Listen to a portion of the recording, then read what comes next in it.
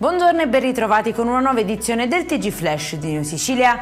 In apertura l'ex presidente della regione siciliana Totò Cuffaro ha chiesto il patteggiamento a 3 anni nell'inchiesta sulla presunta gestione illecita di concorsi e appalti nella sanità siciliana. La procura di Palermo ha espresso parere favorevole.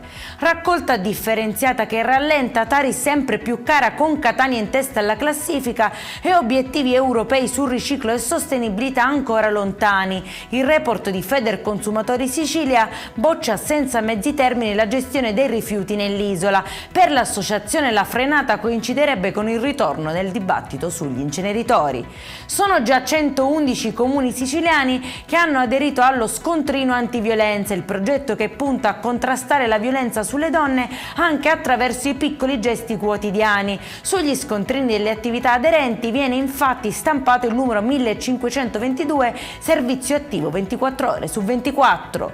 Vertice in assessorato sul futuro della cardiochirurgia pediatrica di Taormina. La regione assicura continuità assistenziale e conferma degli standard d'eccellenza per i piccoli pazienti.